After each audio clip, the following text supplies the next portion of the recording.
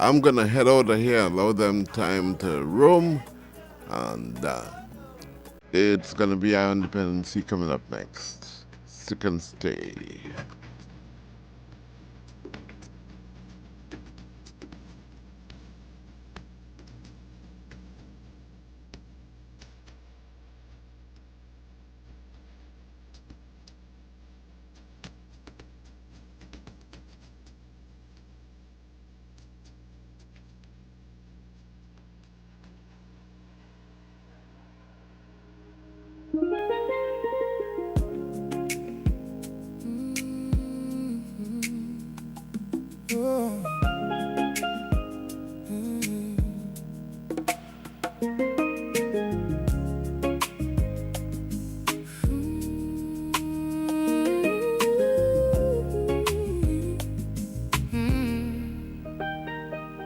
Late night, dial turns. Same two voices I return. Garth and Natasha on the line. 24 years, same lifeline. Stories in the dark, scars and second stars. From the valley to the view, they make room for you. Eye on dependency, reality radio at its best, where every life is a biography. every heart gets time to rest. Eye on dependency, You are more than your regrets. Hold on, breathe deep, stay with me. We're not giving up just yet. oh no.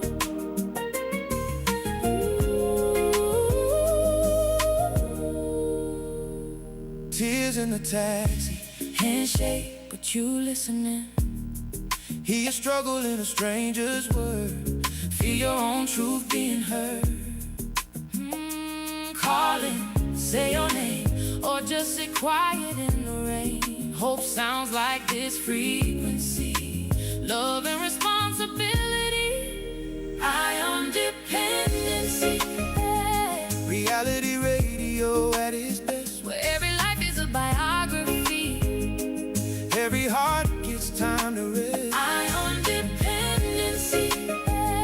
You are more than your regrets. Hold on, breathe deep, stay with me. We're not giving up just yet. Oh, we're not Giving up just yet. from Diego to Tobago, from prison gates to home. You are not your yesterday. You don't walk this road alone.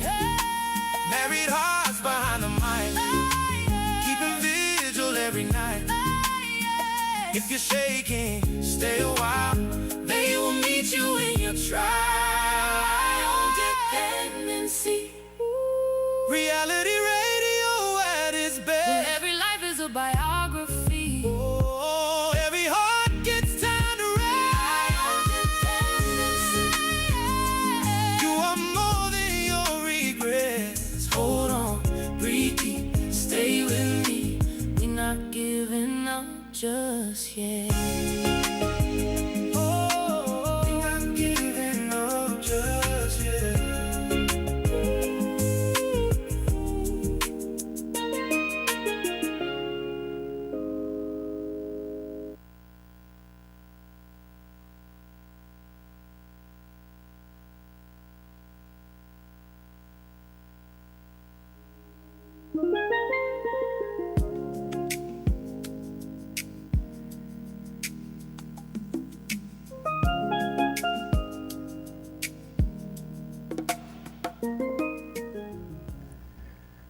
Hello, Trinidad and Tobago and the world by extension. This is Iron Dependency. Welcome, one and all.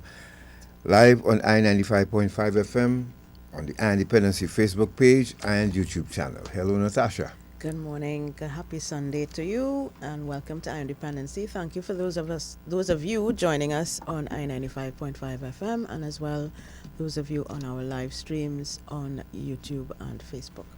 Yes, and we also would like to welcome and we thank Mrs. Wilson for giving Mr. Gerald Wilson the time to come and sit with us this Sunday morning. Got his permission slip. Yes, and he normally gets that blind on a Friday, but Sunday is very irregular. So we thank her very much. Good morning, ma'am, and thank you very much for this opportunity. Mr. Wilson, thank you very much for joining us. Morning. Tom, first of all, let me say morning to you. Good morning, As sir. the producer this morning, Gat, Natasha, so good to be here.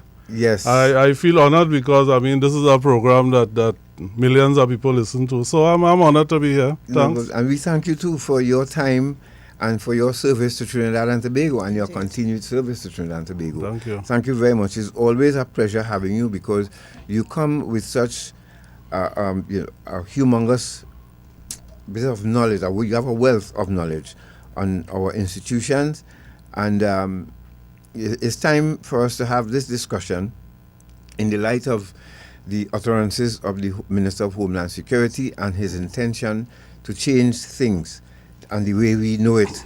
As well as the public outcry, I wouldn't say outrage, but outcry as to how prison conditions are being described with the latest high-profile detention.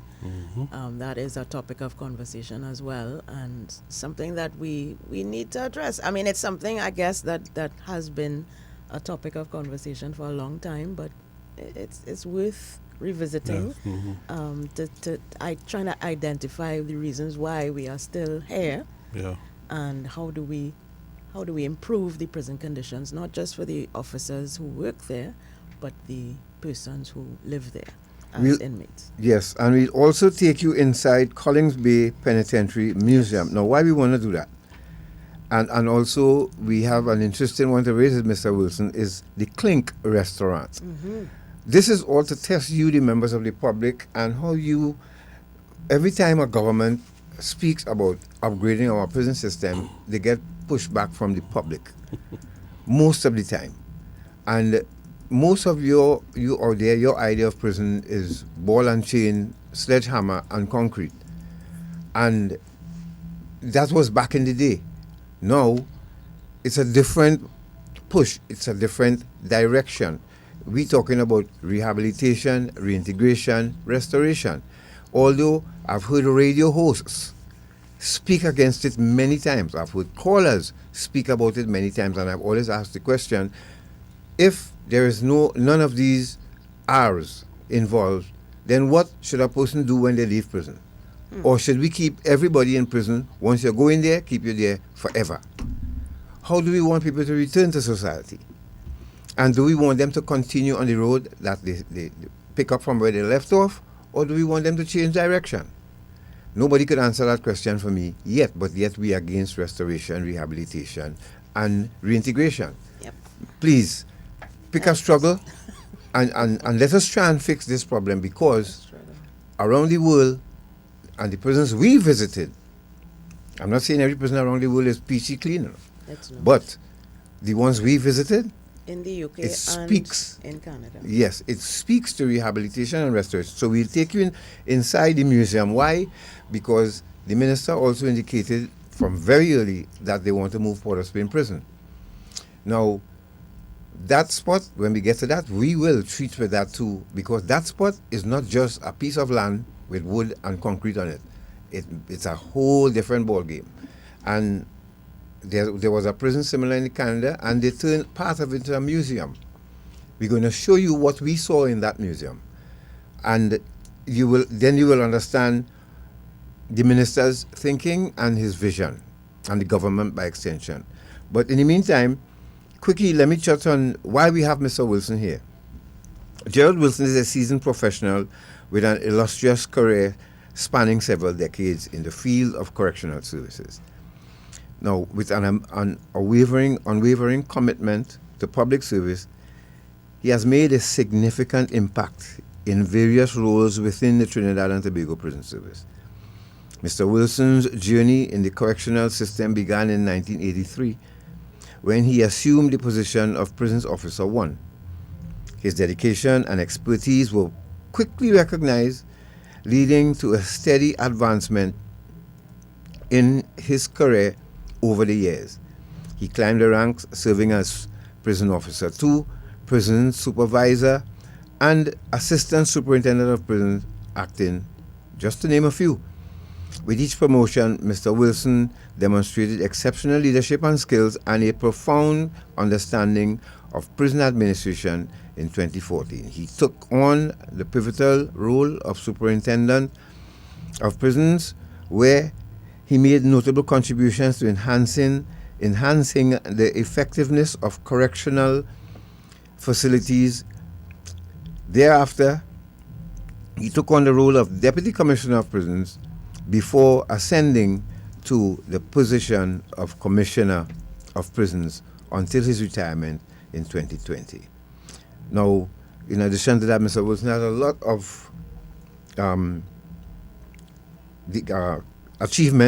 academic achievements, and including a master's degree in human resource management from the prestigious Arthur Lockjack Graduate School of Honors, and he holds a bachelor's degree in psychology with minors in human resource management. Now, this is just 2 paragraphs, ladies and gentlemen. Can't go through the rest. But it's understood from what you heard. Mr. Wilson is very well qualified to have this discussion with us this morning. An expert in his field, you could say. Yes. So, Natasha, let's have Mr. Wilson. I see how much we can get out of Mr. Wilson today, Yes. and you know how we can help Trinidad and Tobago understand that what the minister and the ministry proposing is necessary. All right. So let's start with the hardest part, I think. During your 35 years in the prison service and serving as Commissioner of Prisons, what are the specific system failures that have allowed the conditions like overcrowding, like the pest infestations, and like the deteriorating infrastructure to persist for so long? What are the systemic failures that have allowed these conditions to persist? Right. So, thanks again for me being here. That profile sound like AI or something. I don't know. That is me. That is me. That's you. That's you, Mama. Right. Natasha, this is not Project Hope on a Friday, but I just want you to permit me, please, to start the discussion this way. Okay. Right, if you don't mind. Now, we have made a joke that you would have heard me talk about whether you have toy prison officers, toy soldiers, toy firemen. Right. But whether you have toy prison officers, right? But you have toy correction officers in the States, but not here. So it says something. And if you have a child, would you buy... Oh, you mean toy, right? Toy, yes, no, yes. Because, remember we used to call people toy soldier, right? Toy soldier. Right, GI but you're talking about the etc. actual Right, toy. so do you go in the store and never see a toy prison officer, right? No, so you see a toy fireman, Yes. you see a toy police, Yes. and you're happy to buy that for your children. Yes. But would you see a toy prison officer? That's what So everybody else, so we thank have a you. joke. Yeah, we have a joke in the prison service. We say, you ever see a toy prison officer? And what we try to say is that nobody cares about us. In fact, God, I made this now. This might be a joke, but it's a serious joke.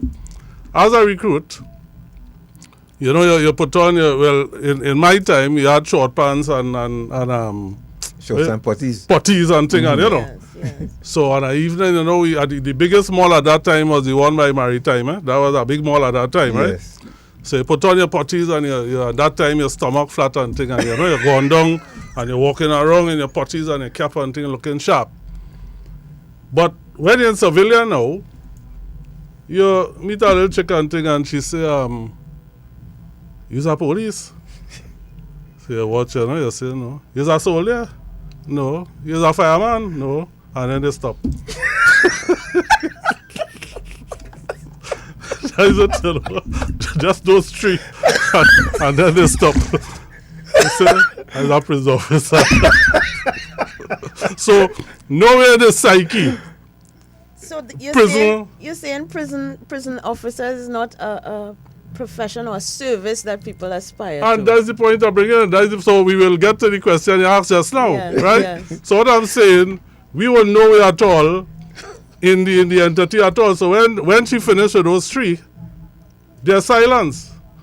And then they say, no, our prison officer. So you have to tell them that because it doesn't exist, right? Yes, yes, yes. It's not even the vocabulary. It's not in the vocabulary. Yeah, yeah. So the point that I'm saying all this to say, Natasha, that and this is because I used to lecture at Costat in criminal justice department.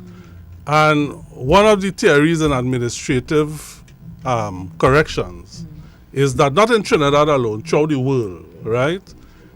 Prisons suffer for funding, Yeah. right? So the question you're asking is, what are the priorities really of any government? It doesn't matter. Government from 1940, Yeah. it doesn't matter. The thing is, what are the priorities? And I said all this to say, if the public doesn't see prison as important, right, then the funding wouldn't, because if I am sitting down there as a politician, Yeah. and I know, look, these are priorities, houses, we have this, we have that, then in terms of the prison service, I may not put as much funding there, right? The thing is, I have often said this, and people tend to not understand. As a commissioner of prisons, you are not a prison officer one, so that you can't behave like the association. So if I'm a commissioner and I'm making requests for improvements and so on, and it doesn't come, I can't jump up on the radio or go in the papers and say, I asking the Minister of Health, you don't want to give me, you understand? You're a Right. professional. Yes, yes. So what you do, instead of confrontation, you have consultation, right? So consultation before confrontation.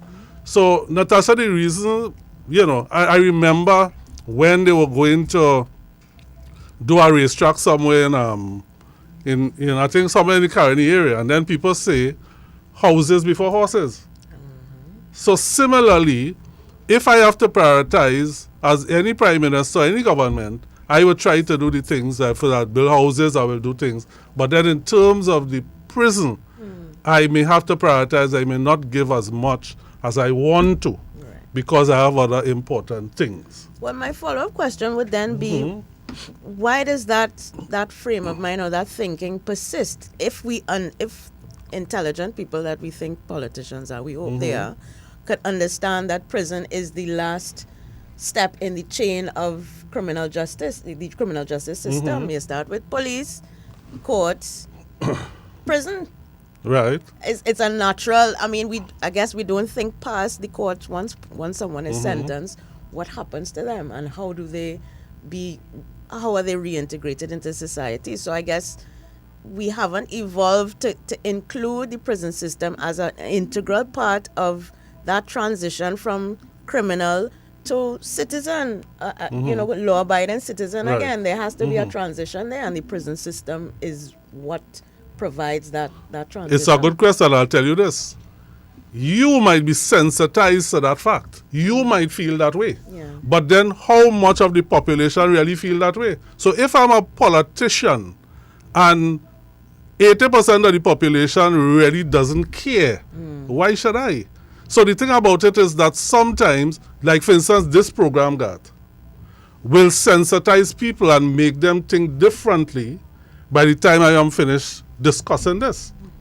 But it's not about confrontation, it's about consultation. Yes. And I was elated when this present minister said that he wanted to close Port of Spain prison and probably look at Carrera prison being closed. Yeah. And when we go through the different prisons, we're talking about conditions. When we go to the different prisons, we will understand why it's important. So when he said that, I was happy that he took that brave stand to do that. I am closing down Port of Spain prison. No, let me ask you this. Tell me. Do you think that as citizens, because it's taxpayers' money paying for it, right? In a sense. Yes. Right? Yes. Good. Do you think the government should allow tours in the prison to see? You're paying for it already. So organize some and let's see what you're paying for. Look what you're paying for. That is why we want to upgrade it. Look at the condition of it now, and tell us what you think, And I would love to get them onto Port of Spain. I don't. The thing about it is that I wouldn't say toss to the public unless the place is closed. What I would say. No, I'm being facetious here, I but know, but what I yeah. did, I will tell you, when I was commissioner, what I did, I brought the press into the prison. Yes, you did. And persons Yes. like Ria Bambali could tell you that. In fact, they did a whole Series. Yes. And they went, in fact, she ate the food. She tasted the bread, she tasted the food, Yes, and I that saw kind of that. thing. Yes. Because one of the things I learned, if it's one thing I tell people, in my 3 years of doing psych, if it's one thing I left that institution with is this, from Dr. Rollocks. He said when information is ambiguous, we speculate. Yes. So what I wanted to do, instead of the public having its own story and narrative about it, let the press come and tell you what they saw. Taste the food and tell you how it tastes. And God, I want to say this too. Was last week or no, yeah, wasn't Friday gone, last week Friday. We did a program on men's mental health. And I was saying that I said publicly that I don't think I was the best father that I should have been, right? And I got a lot of, calls and all that, and people commended me for being vulnerable and saying that on air, right? I'm not hiding that. When I say that, I just get both. Well, You tell me don't say that. well, this is You it because, understand? because I'm said people will say, no, how you could say that because, but Yeah. I am saying how I feel. Yeah. I could have Yes. done better. Thank you. Yeah. That's why So- I don't celebrate and beat my chest on Father's Day. That's it. And as I'm saying all this to say to you that just now when you started, you were emotional about the conditions of prison because you were there. Yes. So what I'm saying is good when you are vulnerable and say, I am an ex-inmate. Yeah. It's not easy to say, Correct. right? You want to go off your chest. You want to beat your chest and say, but no. And I am thanking you for your vulnerability. And I'm certain that it filters straight into your marriage with your wife. And I guess that is why she's so strong. Yes. Why make excuses for who you are? Correct. So I'm saying all this as we have to have a frank discussion about what happens in prison. And what I'd like to do, Natasha, I know you have your questions all structured, but what I'd like to do, I would like to go through, we're talking about conditions first. Yes. So I want to talk about the conditions because we can't talk about improvement in prison if we just talk about the physical conditions. We have to look at the soul of the person, the spiritual aspect, the emotional aspect of the inmate and of the officers. And how the environment can help shape that. That's right. into a So better so person. we could deal with the physical part first, the conditions. Yes. And then we could go on now to talk about what we need to change in terms of the officer Okay. and the inmate. Because you can't change the inmate unless you change the officer. Yeah, If- because if it- systems are made up of people, right? And if you don't see prison as a system in which people work Right, and live right. and exist and are Right. supposed to change Right. and improve others, then you would leave it by the wayside. You would say, well, it ain't no Hyatt. Right. and what? Jailing make the right figure. The right and figure, what- and that is the general approach. Yes. Right. Now, yes. God, you ever see a garbage truck with Amarol on the tires and shine up and things Never. driving anywhere? Yeah, right? Never. Right. That come like prison, right?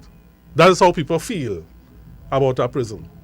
And that is why it's important whenever you get the opportunity to enlighten people that if you don't have rehabilitation, then you're spinning top in mud. So people don't like to hear the word, and you can't get upset because people are hurting. Yeah. How could last night 2 young children got killed through some gunshots and what have you, and then I'm here talking about let's rehabilitate the persons and let's look at this and let's don't want to hear that. Not everybody wants to hear. Not everybody want to Yeah, hear that yeah. because they are victims of crime. Yeah, Yeah. and they have, and you know, we have proven it too with commissioners of prisons past. There are some who were more retributive than others. There were Right. some restorative. Right. Let's start with Mr. Roger. Right. Mr. Roger started that. Yeah. He and Mr. Husbands. they 2002 started that. task force report. Right. And so it depends too on who is sitting in the chair. I at the agree. time. Personalities. Yes. Right? Personalities. If yeah. you're just joining us, you're listening to Independency, and we are having a very serious conversation this morning about prison and turning to correctional institutions, because I've seen an article on it as well. And with Mr. Gerard Wilson, who is no stranger to the microphone, and he's taken us through his experience with as a past commissioner. Now, Mr. Wilson, before the conditions of prison, it came up again because of who was affected. Right. All of a sudden now, all media houses, print media especially, again bringing it to the fore about prison conditions. This is a discussion we've been having for decades, so it's nothing new. Right. I got Sinclair. My first experience in a cell was St. James Police Station. Right. That's when I was arrested by Superintendent Franklin Edwards, who was sergeant at the time, I think, or corporal. And they took me to St. James. That was my first experience. St. James wasn't so bad. It's when I went West End. That is when I saw the hole in the ground and cockroaches going in and out like normal. Right. And then from there, I went to Port of Spain prison. And the cockroach is bigger. Creatures now different. The talk about rat running down cats, Yes, I right. have seen that. I too. I don't know what changed in the atmosphere. The mosquitoes are hard to kill. They're not dying. You could Natasha will empty an entire spray can on one cockroach. And the I keep cockroach telling her still just beaten one or up and two would be flying. enough. She wants to riddle the thing with all the spray Yes, Right. I wanted to while die. screaming and waking up the neighborhood. Right. But the cockroach wouldn't die. She hit it with the slipper, the cockroach still moving. Right. I am wanting to find what it is going on with animals today. We have cats now in the house, and the cat will see a cockroach walk in the house and just lie down and watch it. And I say, Coco, what is going on with you? Look at cockroach. And Right, Coco right. just That staring is at me straight and at the from the cockroach. Yeah. And have Natasha on top of the fridge, and I know how to get up now and run down a cockroach because the cat's not doing it. Something changed. But I just said that to say, it is no surprising that the cockroach population increased. Yeah. Why was all of that ignored, or is it deliberate in your mind? The conditions that you met, that I saw, and defecating in bucket. I defecated in a bucket Right. in front of men. Right. Yeah. Mr. Wilson, in Port of Spain prison. Yeah. It was. Humiliating. Listen, boys, that what cleaned me up. I went to rehab centers and that didn't work for me. It's prison work for me. Dehumanizing. It's Is that you. the point of prison? Is it Is why it those planned? conditions stay that way? Well, it shouldn't be because we can't change people in an environment like that. We can't. But we will get to that. I want to go through, wait, if you'll permit me, Natasha. I want to go through from Carrera coming up the road Let's to each go. one. And let's if it's go. okay. Yeah, sure. Yeah. Right. So Port of Spain prison, 1812. Yes. 1812. 1812. Okay, good. When was Carrera- slavery abolished? 1836 or something. Somewhere around there, right? 1812. Carrera Convict Prison, 1877. Tobago Prison, 1902. Golden Grove, 1940. Remand, 1950. Women's Prison, 1970. Maximum Security, 1998. And Eastern Caribbean, Correctional and Rehabilitation Center, 2010. I remember that because I was part of the group that sat down and kind of put it together. So I'm aware. So let's go to Carrera. Yes. You're familiar with Carrera because you all go Yes. down there to do your programs and so on. Yes. Carrera, to me, what is saving Carrera from, exploding is the fact that it's therapeutic. The So the environment. environment, the water, that kind of, but the conditions, really, the infrastructure, really, really bad. And there has been, we cannot deny that there has been some level of refurbishment during the period of time, but minimal, right? Because again, funding. I don't like going there at all. Let me just say. 1817. Yeah. What don't was like the going there. original purpose of Carrera? Did it start as a prison or? I can't recall the history too much, but I think it was placed there to put more of the hardened, because of it was supposed to be like shark infested, so Right, this right. escaping was hard and that kind of thing. So it was used there to put those very So kind hardened. of So a people like Alcatraz. Mano Benjamin and those people Right, would have yes. been down there, right? Yes. So that Alcatraz could have finish. been so the deterrent could have been the water and so on, right? Okay. Which so that you don't have walls around it, you just have the water, which acts as deterrent to escapes. Yes. So over the years, it has deteriorated. If you go down there, you know the place, you will see a lot of the buildings, the stone and whatever is flaking off and that kind of thing. So it's one of the places that there has been a level of refurbishment to the quarters of the ASP and the superintendent to some extent, but in terms of a holding bay, in terms of a prison, it is wanting, right? But I'm saying what helps is the therapeutic environment that it offers. So you wouldn't believe their inmates prefer to stay there than to go anywhere else, right? Yeah. But it's really bad. So that is Carrera. That is Good? a 2 centuries old. Yes, really, really terrible. Right. So So Let's before go. you go, Sure. before you go, let's go to a break. Yes, sure. Give Mr. I like how this going. I like where it going, and he's painting a good picture. Yep. Keep your thinking caps on, people. Let's go to a break. You're listening to Andy Penancy. We'll be back. Ion dependency contributes to drug prevention in Trinidad and Tobago through the following efforts. Public awareness. As a registered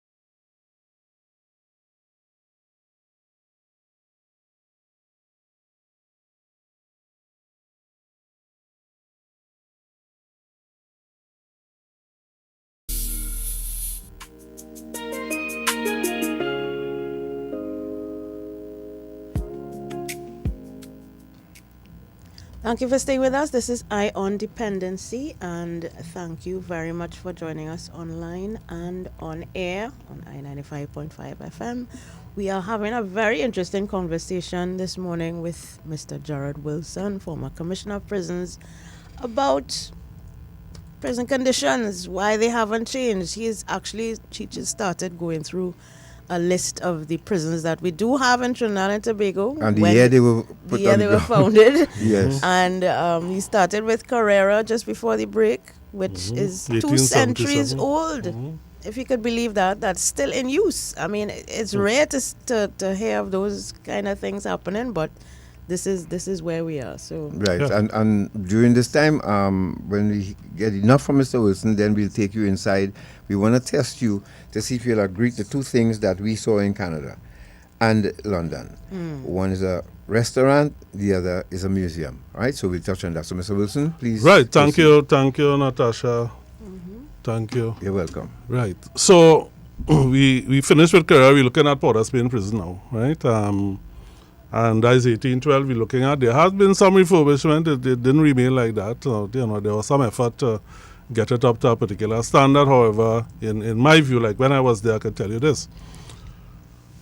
There was a time we had like 21 men in a cell, right? 21 persons in a cell. How could you rehabilitate or change? It was overcrowded. It was bad. It was really terrible. How big And was that the would cell? have been 10 by 10? yeah, 10 by, like, let me say 10 by 12. 20. You know? Wow. Or 21. In Wow. fact, a senior officer was telling me, and that time we didn't have the bars, they had the doors with the hole in it. Yes, I Right. was in one That's of those, right. the square Good. hole. With the hole, that's right. Yes, and the door take about... Right, so he didn't have the 6 bars, inches, that's right, right. that's right. And Yeah. the senior officer was telling me that when he was making rounds, he was making rounds on the night shift. And he looked through the hole and he saw this person and he saw the back of the head. So he told them, he said, move from there, shift them. He said, I want to see in the thing. But he said the person remained and he kept saying, move. And then the person, turned like that and looked through the hole. It means that he was standing up sleeping. 21 men and I said it was terrible, right? The public sometimes, for instance, men would, because you have no facilities, no toilet facilities in the cell. Right. So you would have men after a while, because if you go gut and there's one pail, remember you can't use that, because if the ranker in the cell doesn't want anything smelling, then you have to hold that. Yes. So what these guys would do is defecate in a bag, tie the bag and throw it in the corridor.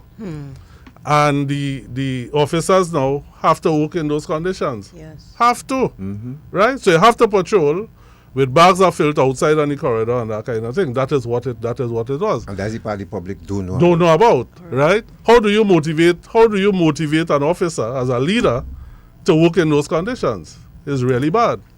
And then of course urine they would do it in a bottle and pelt it outside and that kind of thing. So when you're walking, you have to be stepping over these things, right?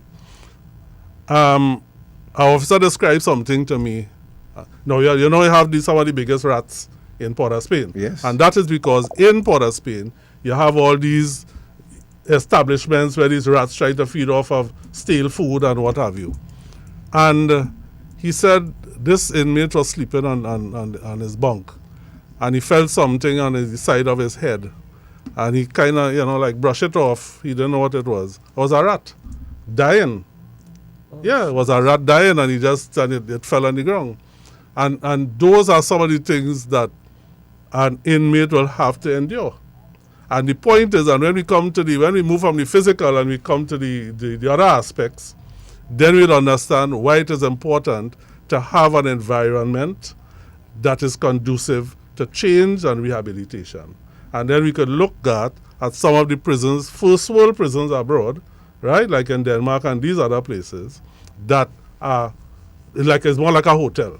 And then persons will make noise and say, why put a person in an environment like that? So when we reach to that part, is an important discussion to have. Right. So you finished with the list?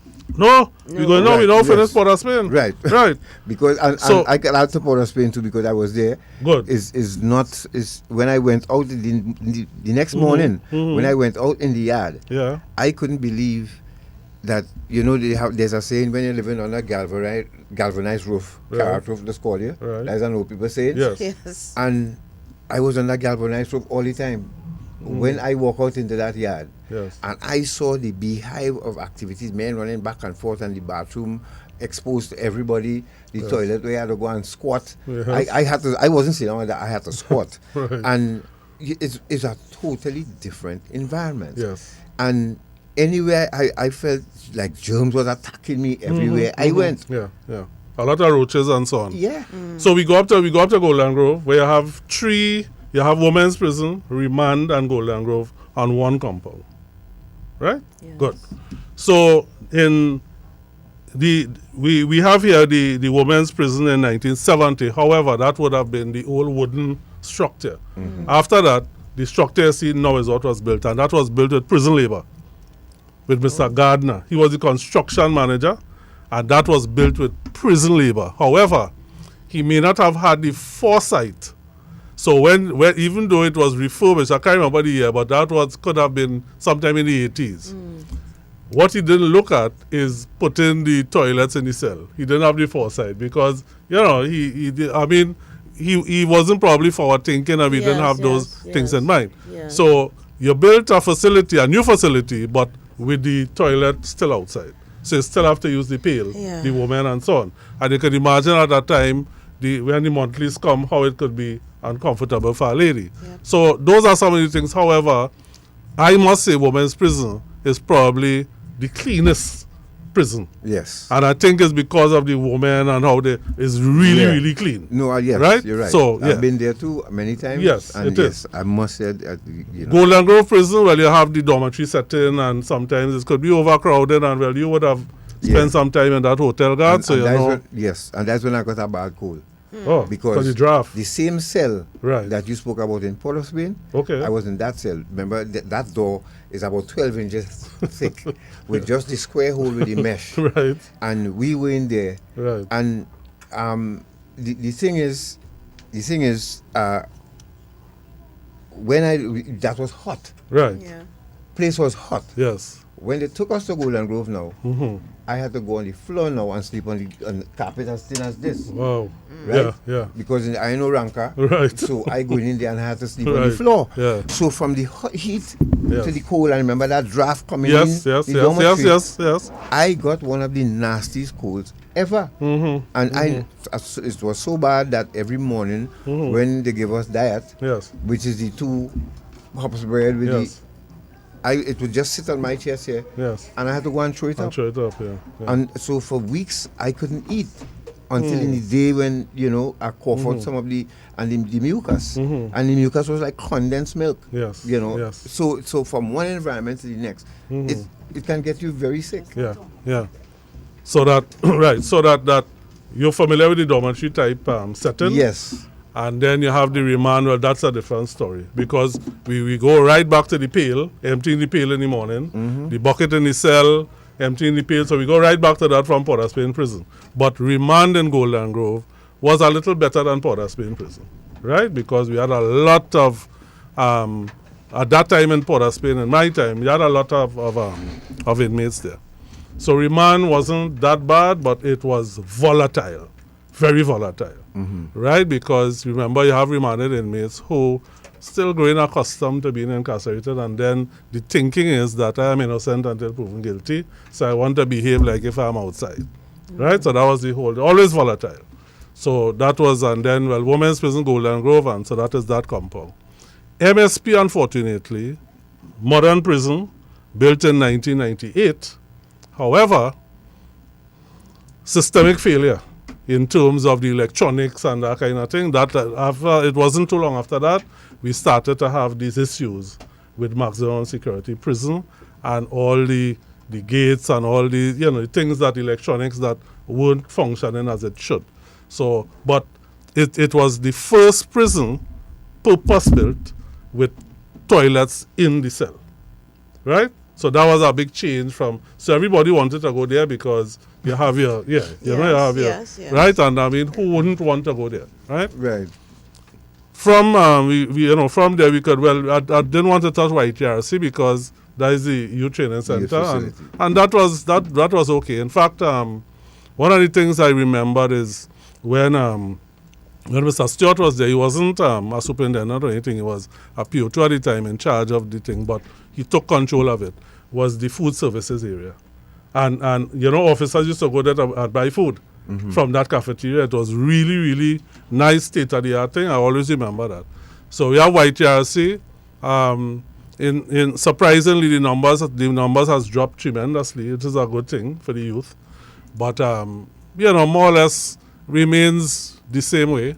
Then we go to ECRC, and that would have been built when, that would have been 2010, and I think the same UNC government would have been there, and that is when they had the SOE and they had to move in people and so on, and it remains a reception center now. It has been made into a reception center, right? That is not really, it is a prison, but it wouldn't fall into the real category of what MSP was, if you know what I mean. Of course, right? yeah. I mean, when I went there, I saw containers turned into right. offices and cells. It was accelerated. It had to be done quickly, so that but still remains a reception center.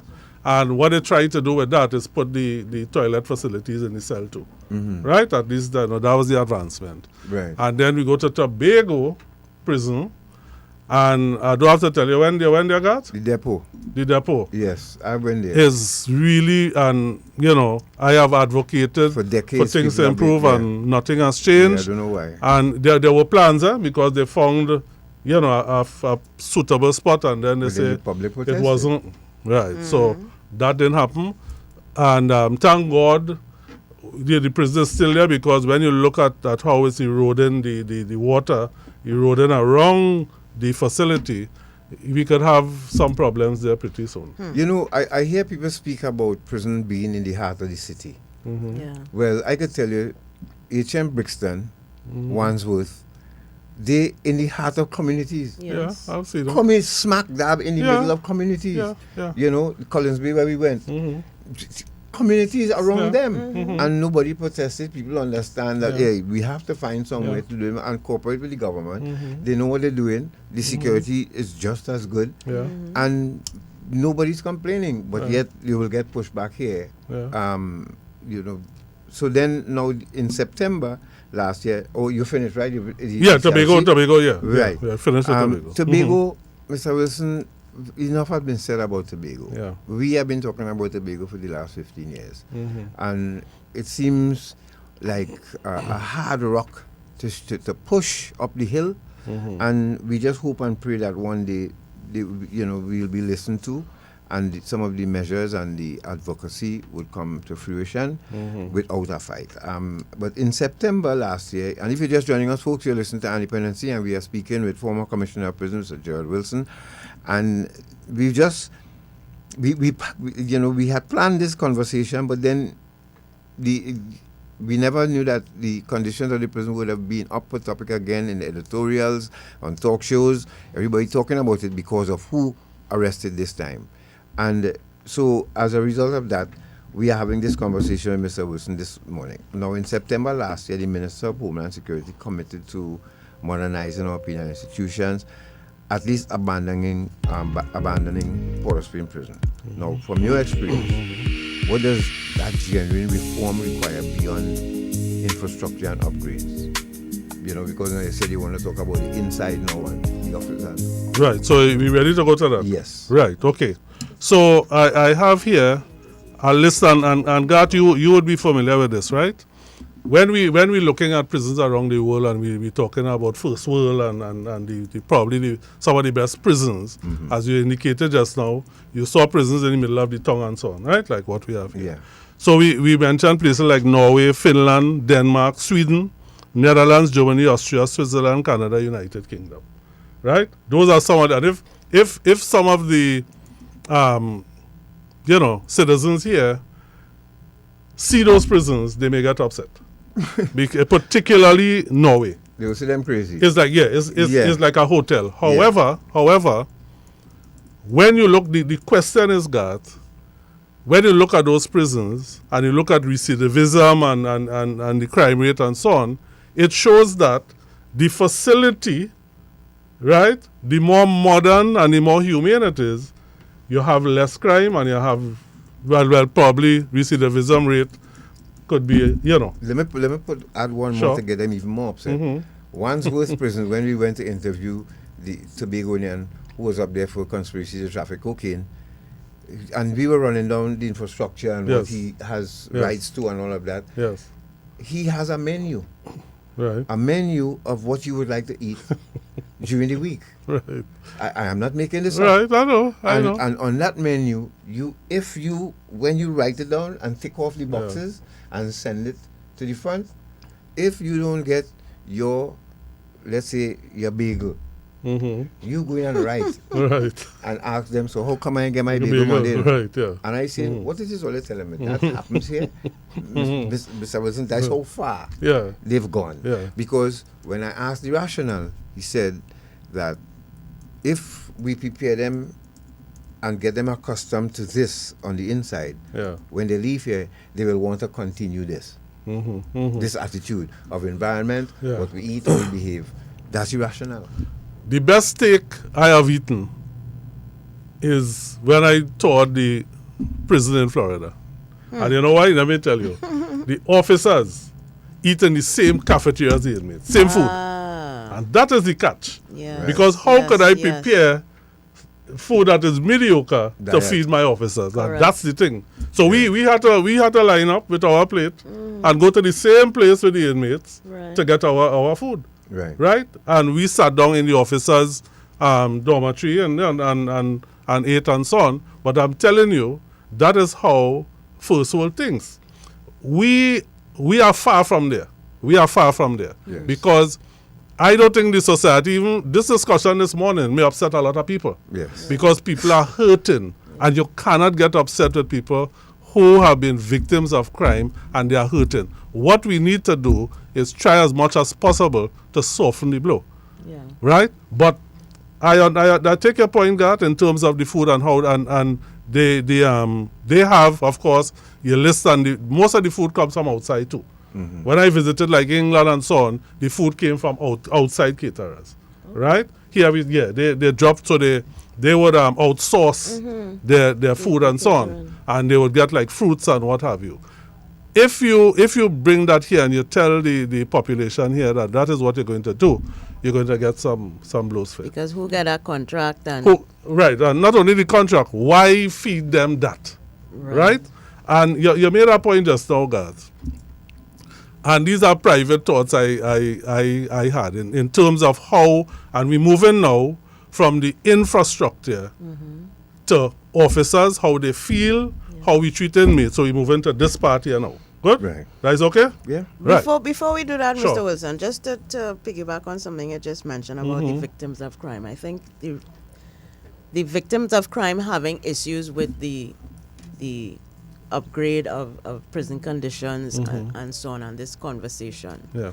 may be as a result of the fact that the legal process from police arresting and charging this individual who has done this crime to the point where they are about to be convicted Yes.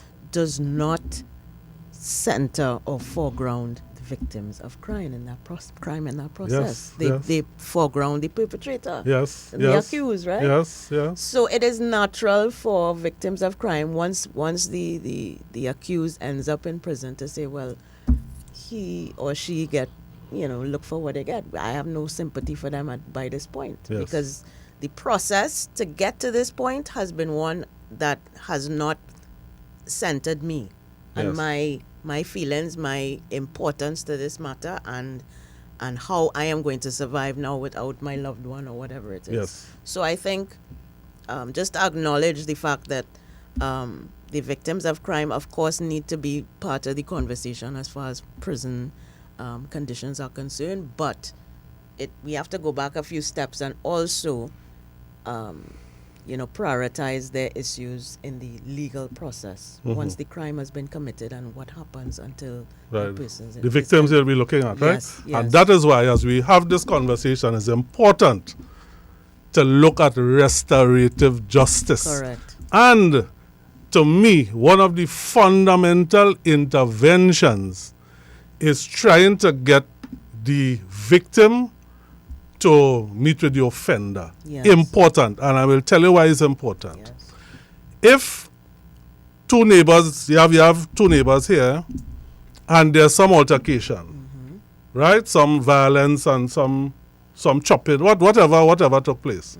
That person goes into prison and probably spends 6 or 7 years.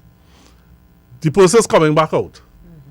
That neighbor, that victim now knows that the person is coming out. You know what trauma is that for them? Yes. Because it Yes. could just relive every single thing. Yes. That is why in restorative justice, and you're looking at the whole community corrections and everything, it's important if you could get the offender and the victim to there's some level of mediation, so the victim feels comfortable that when the police, because remember the victim would not have seen the offender for 6 or 7 years. They don't know what they're coming out. Yes, the mindset. Exactly. Yeah. So if you and could they still have scars from those exactly. wounds. So if you Yeah. could get that going, where they could sit and the person may say, you know, I apologize, I didn't mean it, that the victim may feel, and not only the victim family, Yes. right, may feel a little comfortable knowing, okay, we have, you know, We many mend defenses. Right. Right. So Yes. so those things are really, really important. If Good? you're just joining us, you're listening to Independency. We're going for a break. Now, Mr. Wilson, let me set it up, and I don't know if it fall in line with what you were going to say to us here.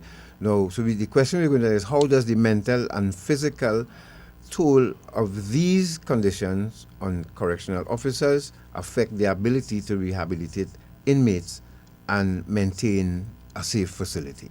All right? It falls in line with Sure, yes, Right. definitely. Good. So, folks, you're just joining us. We're speaking with Mr. Gerard Wilson. We're going to take a quick break. And when we return, we can continue with this discussion. Remember, please go to our YouTube channel. I have to push that channel now because Facebook seems to be not cooperating with us. I don't know why it started happening recently, but God knows best. But at least support our YouTube channel. And those of you who can log on, because remember, we still have that restaurant at Brixton to show you, and the Penitentiary Museum at Collins Bay. Beautiful, and I'm sure Mr. Wilson will recognize some of the things he would have seen as an officer during his 35 years in some of the artifacts that we're going to show you that we saw at Collins Bay. So let's go for a quick break. We'll be back with lots more. Stay right there. While Ion Dependency does not follow a specific manualized curriculum like strengthening families,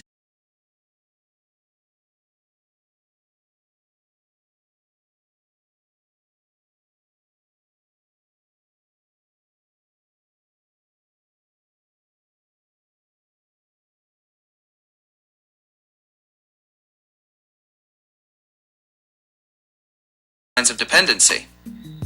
Stigma reduction.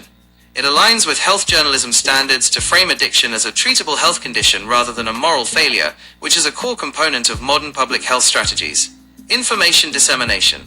It fulfills the communication and campaigns element of drug prevention by providing accurate, expert-led information on the legal and health consequences of drug trafficking and use. The program effectively acts as a bridge between policy and the community, translating complex drug prevention theories into relatable, culturally relevant media content.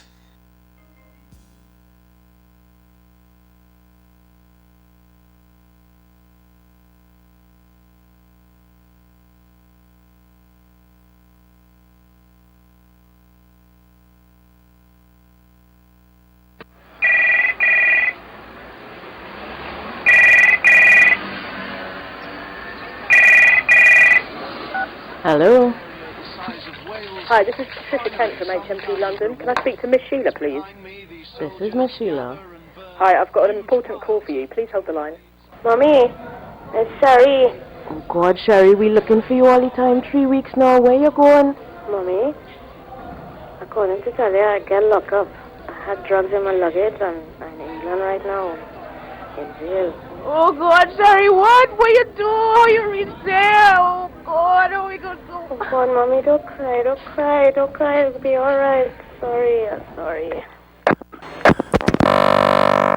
On Dependency, reality radio at its best every Sunday on I-95.5 FM. Don't miss it. Looking for reliable, professional, and hassle-free vehicle care? Then visit Juniors Holdings Limited, your one-stop auto shop. From routine maintenance, diagnostics, air conditioning, electrical, engine repair, inspections, and much more. They keep your vehicle running at its best. Need convenience? They also offer pickup and delivery services, interior cleaning, and digital billing for a faster, smoother experience. Whether it's maintenance or major repairs, trust the team that puts quality first. Visit them at 5 Methuen Street, Woodbrook, or Enterprise Street, Longdonville, Chaguanas. Call or WhatsApp today at 307-1214 or 688-9196. Email juniorsholdings@gmail.com. Juniors Holdings Limited. They got everything your vehicle needs.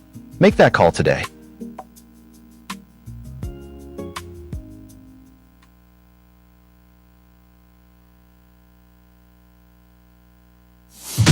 This is Eye on Dependency with Garth and Natasha. Sundays from 10 a.m. on the most influential name in radio, I 95.5 FM.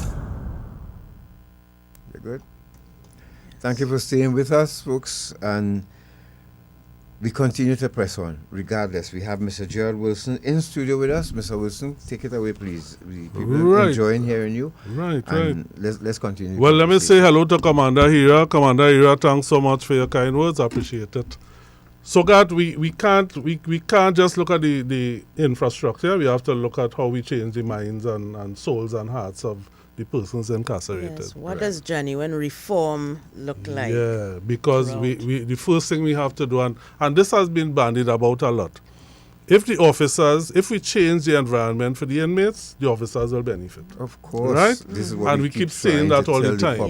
Yes. What I want to tell the public too is that sometimes you criticize certain organizations for rehabilitation and reformation. However, if we don't, these same persons will soon come back out and live next to you, sit in the same maxi with you, and continue to do the same thing. So please give the organizations who are into rehabilitation an opportunity to rehabilitate. So we go to this, Gata and Natasha. We have to start with the officer, we have to start with the training, and we have to look at how, because, and I want to say this too, in Jamaica, you have corrections officers. Imagine that, right? And it's important because prison and corrections are two different things. Yes. The first thing, prison was just to hold, to incarcerate, to keep that person from being in society based to on... restrain their freedom. That's right. Yes. Corrections now is both. You confine them, you keep them safe in our environment, but you also try to retool them and change their minds, which is important. And that's the point I was making. It doesn't make sense. You have persons in there, you keep them in there and then just let them out after. It doesn't make sense. It's called warehousing, right? Yes. So you come in like a factory, you put the drinks or the whatever, the food and thing there, when you're ready, you take it out and sell it. That is not what is important. So we must have training for the officers. The officers themselves have to see their role, not as persons who open a self-feeding, but they have to see the relationship. And I want to say this too. I have said to officers, there's a difference between a relationship with an inmate and a friendship with an inmate. Try to have relationships. Yes. You cannot run an institution without having a relationship. So that's the first thing. So, for instance, if you work in an environment, you have SCA, why can't you ask an inmate, did your son, you have a daughter, anybody write SCA? Yes, sir, no, sir. All right, how they did, how well they did. It makes the inmate feel good that somebody is asking that question. Yes, of course. These things, that is what form relationships. The person might even come and say, Mr. Frank, my son passed for CIC, And you say, yeah, that kind of thing. And you know what I do? I will purchase something in the canteen for you. Right. These things go a long way because the person now feels good, important. Recognizing their humanity and the fact that they're an individual that has people who love them on the outside. How do you deal, Gat, with the mental and emotional aspect of the inmate? It's important to do that. Good?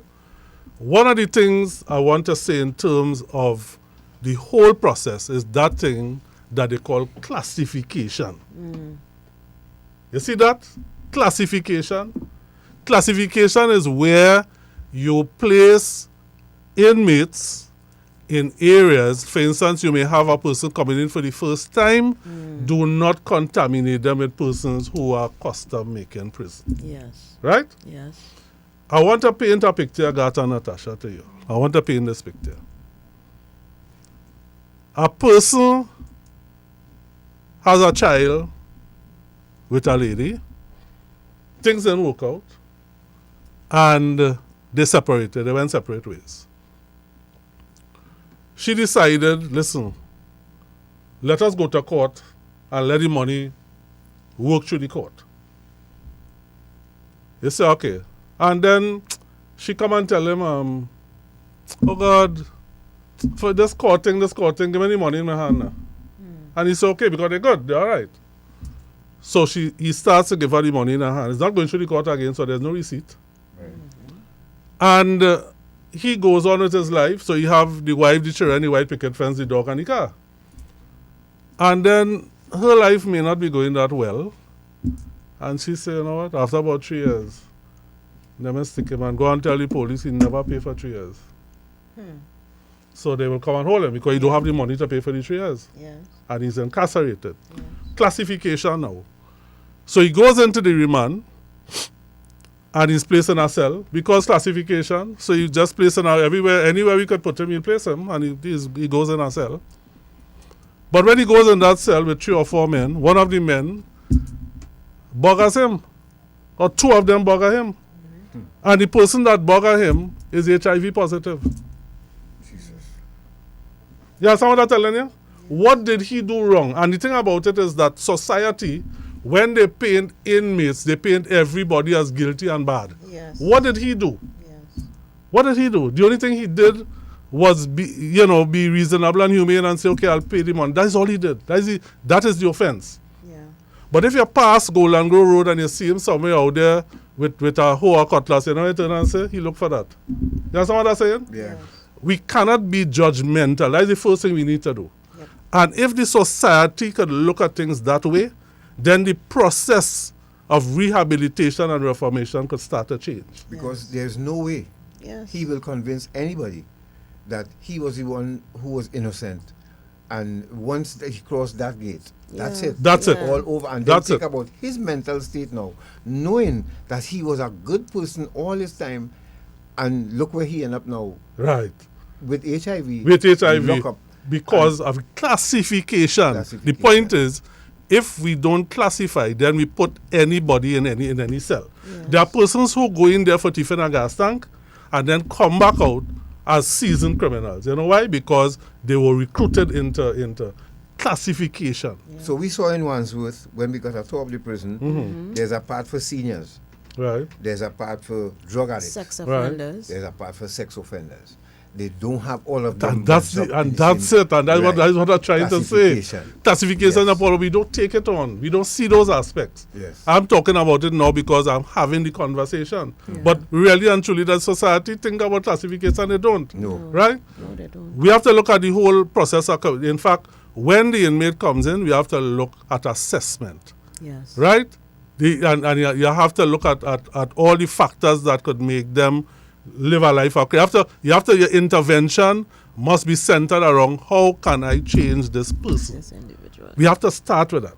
So we must do the assessment, right? We had the LSCMI. I don't know if it still operates. I don't know what is happening. But that will give it, that's the level of service intervention management system. Right. Where you look at the inmate, you do the assessment, and you see the potential for the person to reoffend. Right. Right. So then you know what are the interventions to use, and then so if we have proper classification, yes. then we can put persons into programs that would assist them. Good? What is happening now, we have, because of the court system, we have much more remanded inmates than we have convicted inmates. Yeah. That is a problem for me. I will tell you why. Because, and I have tried to have this conversation with an official from the court some years ago. And you know what I was asking them? If there could be a meeting with the magistrates and the judges so that they could tie the sentence with an intervention, a program. Okay. So if you and the thing about it compulsory, you must do it. So if you're a drug addict, I will sentence you, but you must have that drug intervention. Yes. Because what we have now is really revolving. You're a drug addict, you come in, you spend, if it's 2 years, and you come back out. That's revolving No, now. unless they meet a magistrate who understands and knows about the drug treatment court. Right. Because that is why it's there. The drug treatment court, and I understand, again, Natasha, the other, I didn't tell you anything about it, but I think the other graduation 2 weeks ago, 2 months ago, a couple months ago, few months ago, anyhow. But it's the only drug treatment court that we're not involved in. Right. But just to add to that, this is why we introduced it to Trinidad and Tobago. Yes. And it is there now. Drug treatment courts. And as a matter of fact, I'm speaking to a group of people who, one of the young men, who he passed through drug treatment court. And he was so happy to know that, he was really pleased to know that Natasha and that I intervention were ready. could have been made in his Yes, life. and he benefited from it. Right. So I must put that in, but not all magistrates support it. Or judges, because I have it on good authority that not many judges actually know, for instance, they would send someone to St. Anne's for evaluation. They don't know what is happening at St. Anne's. They don't know the conditions in St. Anne's. Right. So they send people to prison not knowing the conditions and the environment that they sending them to. That's it. They are completely unaware. That's it. But the difference with that, Gat, is that you are saying some magistrate, I'm saying it must be standardized. Thank you. Everybody, Change the magistrate, It cannot be, judge, it cannot be this one doing it and that, because it defeats the purpose. It defeats the If you purpose. come into the prison, we do our assessment and what have you, you come into the prison, whatever you came before the magistrate or the judge for, there must be an intervention while you are in prison. It has to be compulsory. Yes. And probably they could incentivize it and say, okay, if you do this, this is what will happen. The remanded, because remember, as a remanded inmate, you have your rights.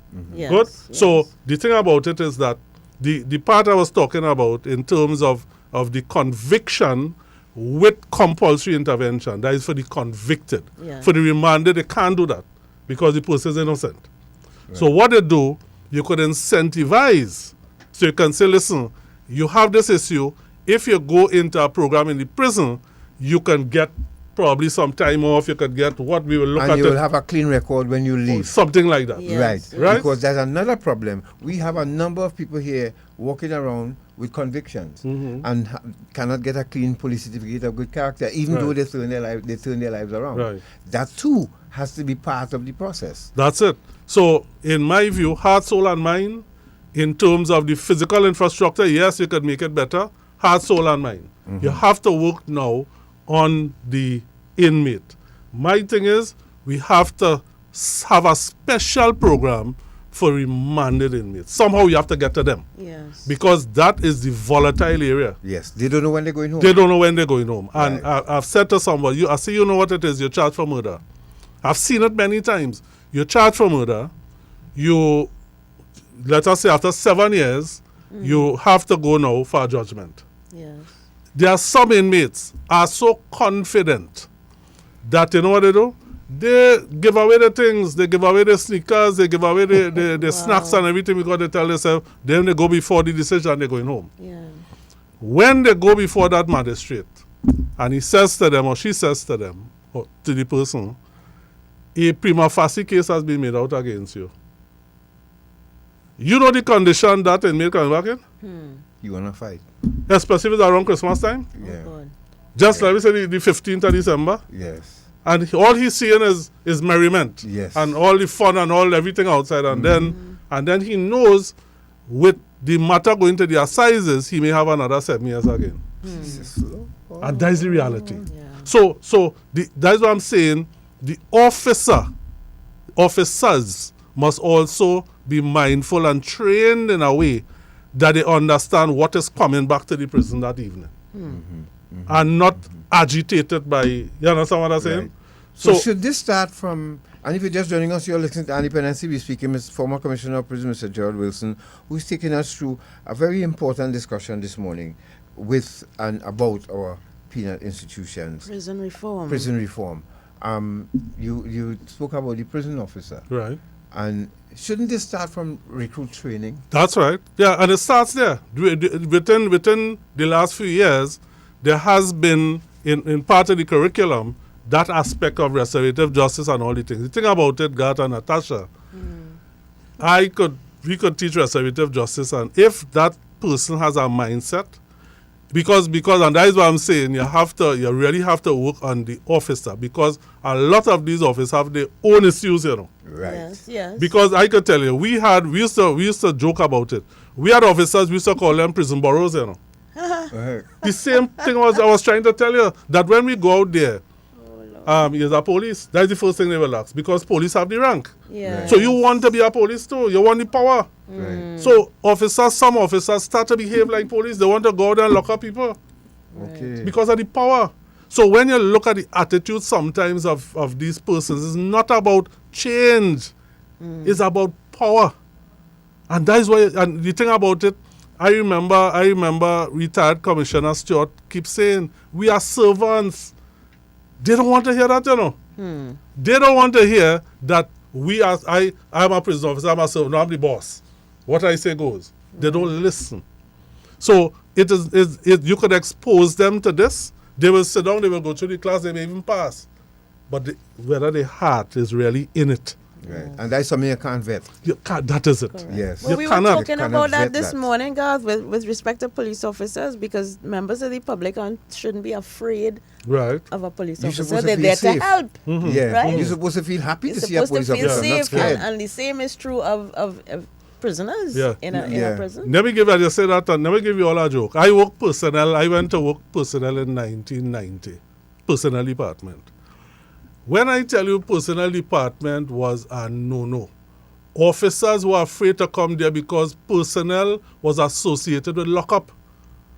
Anytime they call in personnel is because they do something wrong. Right. Wow. Yeah. And because of my personality and who I am, officers would come and say, come and sit down, and what happened? That kind of thing. So, for instance, somebody taking sick leave, the clerk, that person's a sick horse. That, without even asking the question, what is wrong? Personnel, because I'm saying, but this is not what personnel is for. Correct. But they were afraid of personnel because personnel was associated with lockup. Yeah, for the high jump. One person call you for the high jump. Come like HR in a corporate environment. Yes. Right. What you're going to do, and that is not how it's supposed to be. Anybody on YouTube or Facebook have any questions for Mr. Wilson? You can send in your questions in the meantime before we take your calls. Yeah. And if you have any questions, we have Mr. GERARD Wilson in studio with us, and we are, soaking up everything that he has to say here about our penal institution and the changing of it to correctional institutions. There's one question Anne-Marie asked, if when we were talking about the food being served, she asked if you have to purchase food for your family in prison. No, you don't. You have no. There was a time where families were allowed to bring food, but you must, the thing about it, you can't miss a meal. If you miss a meal, then they take back that right. So you had to bring breakfast, lunch, and dinner. You couldn't miss. Once you say, I'll tell you why. You see, no, but I'll tell you why. It may sound harsh. I'll tell you why. Every day? Every day. If you that's if you want, But there's a reason for that. If for instance you say I'm bringing breakfast, lunch, and dinner, and you don't come, what happens? The person will starve. Right. So you have to be able to keep up. That's right. If you make that commitment, then you have to keep it up because we wouldn't remember. We cater if we say, okay, how much hops bread, how much whatever it is. I'm not saying that it may not have a little more, but you throw us off because you are saying the person is going to get breakfast, lunch, and dinner. Right. So if you don't bring it, the person remains hungry. And that's a tiring thing too. Which family could keep that? A lot of them did it. A lot of them did it. But those every day, every day. What? Every day, yeah. You talking about rich people? Rich in the rich because they had their means to do it. If you know what I mean. Right. The rankers. Right. Okay. So they were able to get people would come and bring that every day for them. Wow. Right? Every day. Breakfast, lunch, and dinner. No, boy, that. Yeah. But how long ago that was that? That's stopped a while now. That's about a while now. It stopped because people started to abuse it. Sometimes they want to sneak things, even though we search it, and then you have probably the officer who might turn a blind eye. So they stopped it after a while. It was somebody always Right? spoiling it for somebody. Spoiling it, yeah. All right, so those of you who join us now, let's show Mr. Wilson this and you, the public. It's the first time we're showing this to the public. Then we'll discuss the restaurant that we actually sat inside of H.M. Brixton, the prison. Would you, the members of the public, support something like this? If you see this restaurant, once you're inside, the only time you realize you're in a prison is when you come back outside. Correct. That's how prim it is and top of the line. But let's go to Collins Bay Penitentiary Museum. Now, Mr. Wilson, the Minister of Homeland Security again pointed to moving the Port of Spain prison. Yeah. We are all for it. Once we could move now to something upgraded and bring us to international standard. Right. But what we are asking is for something like this, what we are about to show here, for the minister to think about. Now, let's look at that ground. And if for those of you who don't know, and I'm surprised that people still don't know this, that prison housed slaves at one time, prisoners, right? So when slaves misbehave, they send them to the Royal Gaol. Right. And from then, it was turned into a prison. So we're talking about a few hundred years of blood, sweat, and tears on that land. Yes. People died there. Yes. You have the hangman noose there. Okay. A lot of people have been, you as a commissioner, how many hangings you would have been a part of or seen or supervised? I saw 9 and 4 days. JD, everybody, every one of them. Right. Witness it, yeah. So you walk through there 9 times? Or they do them in pairs? Is one by one? They started Friday, Saturday, skip Sunday, and finished Monday. I was there for everyone. So how many they hang in one day? 9. Like No, three a day. 3 each day? 3 each day, yeah. They started 6 in the morning and they went through the day until... How was he moved in the prison that day before we continue with this? It's an experience I will never forget. It was quiet and I keep telling people it's not easy, like how I talking to you here. It's not easy to be talking to you knowing you're going to swing. And the thing about it is that you had to bathe and thing before you go and die. So, we stood up there looking at them having a bath and they put on their clothes and then they go to the hangman. So you watching this man bathe knowing that? And talking to you too, be talking, yeah. I remember that in a few minutes you going and I remember Joey Ramaya telling me, he thought he would have gotten a stay because he would have opened a restaurant and feed poor people and that kind of thing. That we tell him, he thought he would have gotten a chance. And then a few minutes after he was swinging. Now, how as you as an officer, how did you feel leaving that and going home? How did it affect you? That is a nice question, God, because I was saying recently, and I will tell you now in retrospect, we did not even have counsel after that. Right. So I don't know how that has affected me today. So I don't know if I could go to a funeral with probably the closest person and sit down and don't cry. Right. You understand what I'm saying? Yeah. Because I have hardened my heart in such a way to deal with it. Because I'm there talking to these men and you're having a bath to go and I'm seeing you. I'm seeing everything. I see every single thing. One question people always ask, do you know who the hangman was?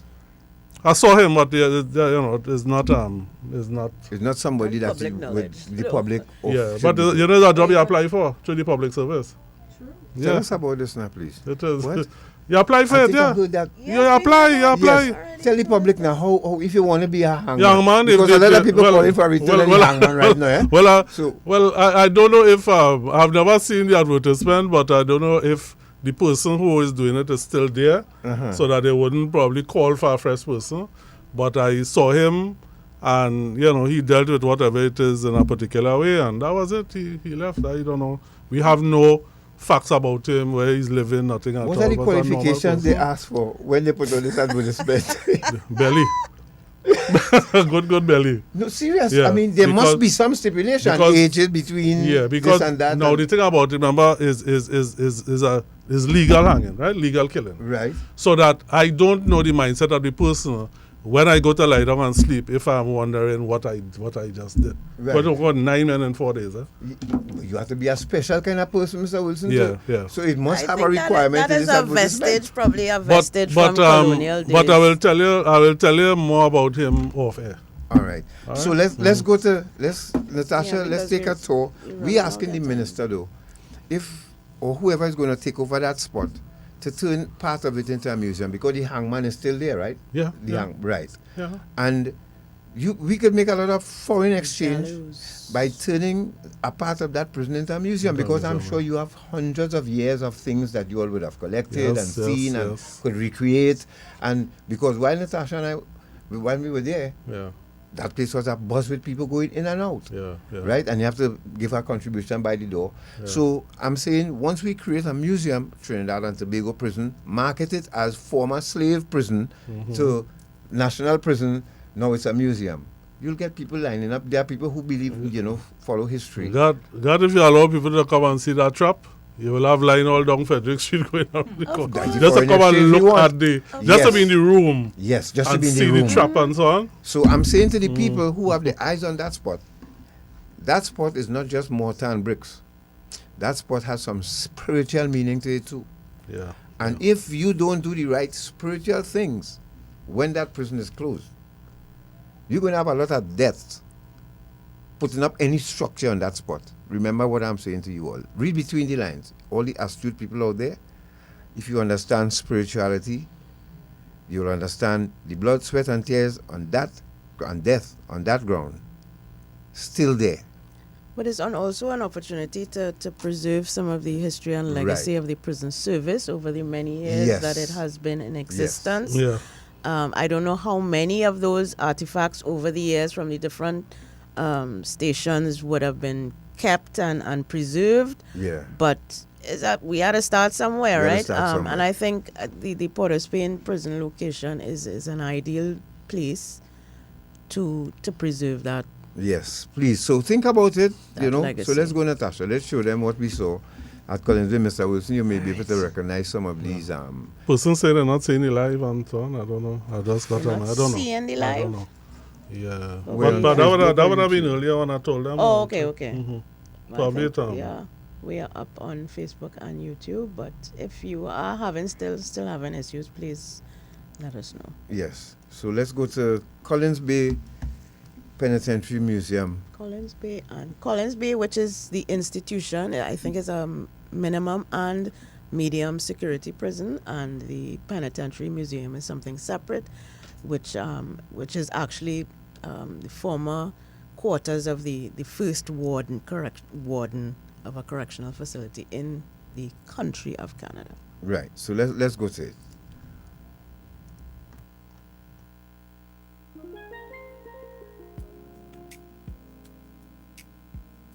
So what to the radio audience, what we're showing you here now, see what the YouTube audience seeing. This picture here is us standing with the officials. The warden, the prison warden, is a female, and this we posed for a selfie with them. And what you're seeing here is their facility, Collins Bay Living Unit, and Mr. Wilson. They didn't have this place clean because they knew we were coming. This always like that. I'm accustomed to seeing that. Yeah. Right, and there's no there's no smell. This is, unlike when you go to Golden Grove prison and other prisons, you have a certain smell that's attached. Yes. This is part of the farm that we saw as well on the outside.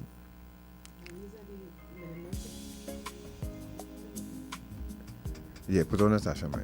Yes. These are the facilities for minimum security inmates. Some of the activities, the industries that they have on this compound. They have a farm, they have a laundry, they have a woodworking, which is indoors, of course. They have, we saw a factory actually manufacturing furniture and other things. So these are some of the animals on the farm. This would be the farmhouse. So and these are again for minimum security inmates who some of them have the opportunity to work and return to the prison. Yes, and they have that program right there where people wake up in apartments, like situation. Yes. They get dressed. This is Natasha and I in front of the museum now. Right. They get dressed and they go to work, and they come back to the prison in the afternoon. So Canada's Penitentiary Museum is located in Kingston, Ontario, and it's housed within Cedar Hedge, which was the former residence of the first warden. Yes, and while you were there are a number of people going in and out. Yeah, but it was quite busy. And these are some of the things we saw in the prison that they would have collected over the years, Mr. Wilson. If you see different types of shanks.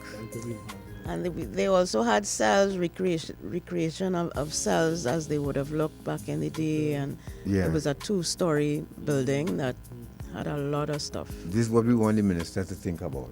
Those who shutting down Port of Spain, let us do this and earn some revenue. Like I say, put this on the internet. For the prison service. And hopefully it would go back to the prison service to meet its needs. See them shanks, boy. No, Mr. Wilson, you would have seen a lot of that over your years too, right? Yes, definitely. Cutlasses and Chinese chopper. But what happens to those things? You They're keep them? destroyed or? No, we keep them. Similar to we keep them in the training college. So you kept the microwave too? Yeah, the microwave. Yes, Mr. Wilson. This is a modern a drone which was intercepted in 2022, and of course this was also preserved. A very large drone that was used. So they have drone problems out there too as well. Contraband. You know, yeah, and I mean, this is just a glance, you know. We didn't get time to really. We didn't see the whole place. The whole place, you know, because we were on our way to another meeting and an interview, and but this is what we managed to capture of that museum. So, folks, you the people of Trinidad and Tobago on YouTube, wouldn't you like to eventually take your children to this museum in Trinidad and Tobago here and show them the history of our prisons? Wouldn't you like to do that? Your tax money paying for it. Yeah. So I'm just hoping. Now let's go to the restaurant now. So look at this. So this is a mashup of 2 videos. The first one is of a member of staff at the Clink who is describing and explaining what the restaurant is meant to do for the inmates. And the second part is a member of the public who went to visit the Clink and her impression of it. Yes. I think the idea with the restaurants is that we were always out to try and show to people that we could compete with any of your high-end high street restaurants. You think you can do it on the outside, we can show you that we can do it on the inside.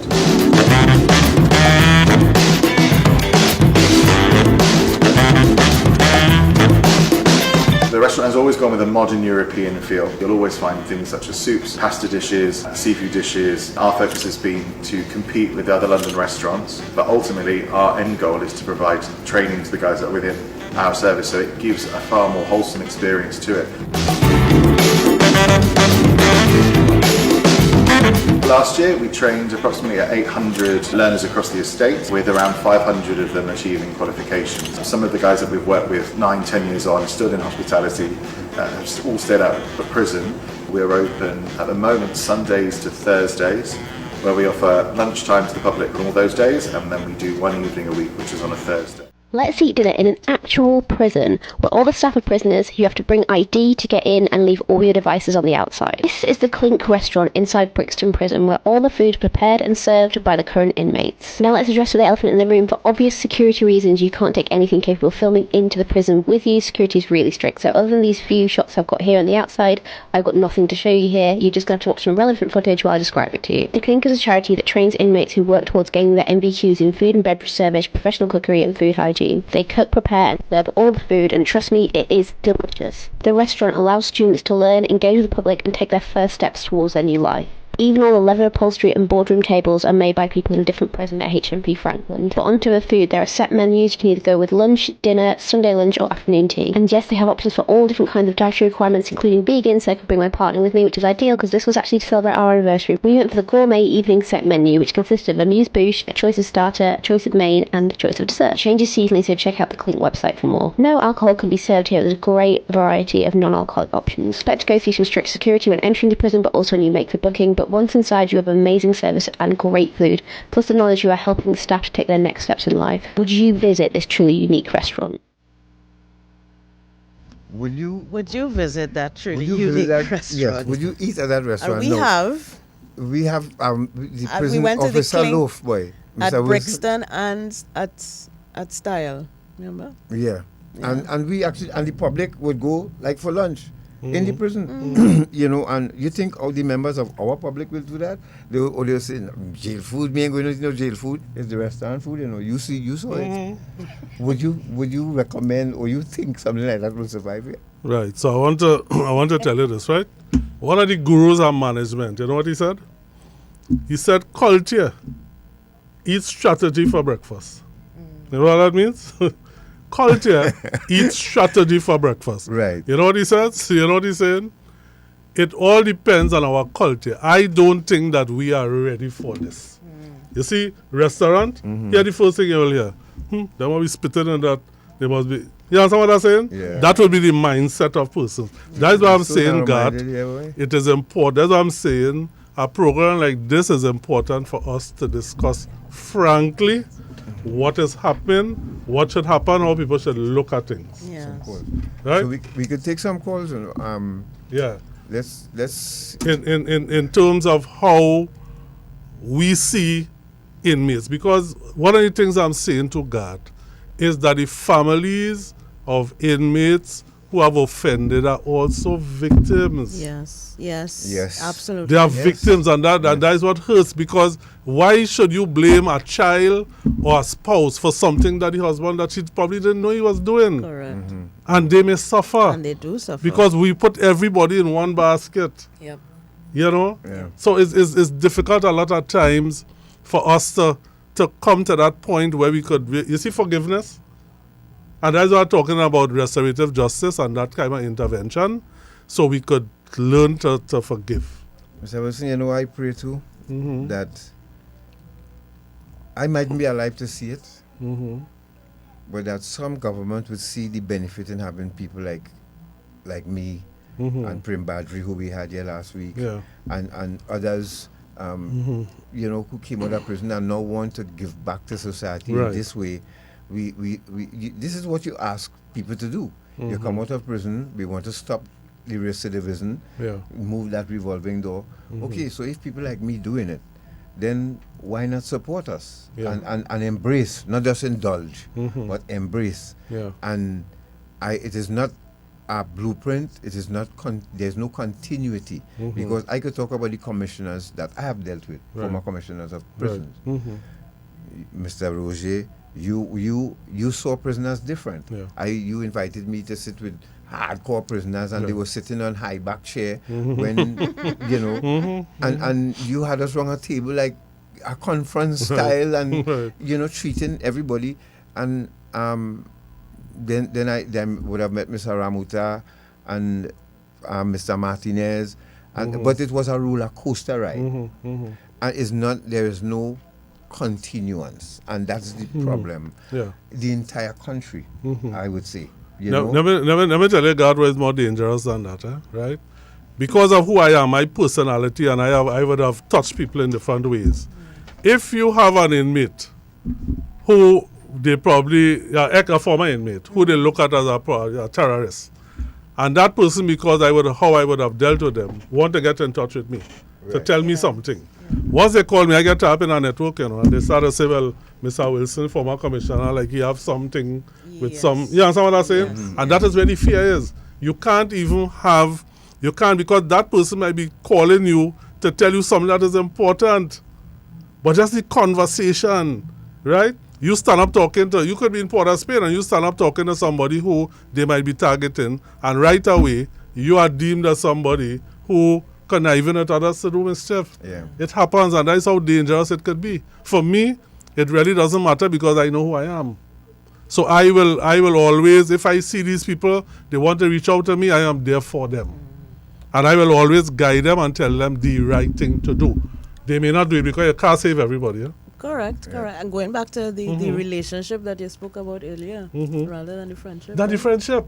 so the friendship is, we're doing tomorrow, we're going live now. You know what I mean? I come in and check here. I come in by here, sit down in a car, we go in Maracas. That is friendship.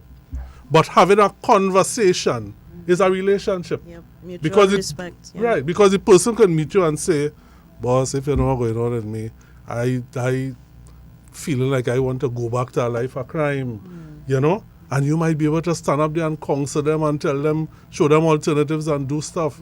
Yeah, that happens. Yep. So we have to be a little more open-minded. In order to change, we have to change how we perceive things, how we look at people. In order to change, we have to give them the right tools. And I am saying, Gart and Natasha, the minister started off on a good foot. I think he was to make the bold step to say, okay, I'm closing down Port of Spain prison, probably Carrera. And he came to the prison sports. I was happy to hear him talk about the effort he's going to make to help prisoners. Right. And I hope that, things really work. Because prisons have been balling for quite a while. Yes. You know, 6223937, if you want to ask Mr. Wilson a question, or you, the members of the public, do you understand?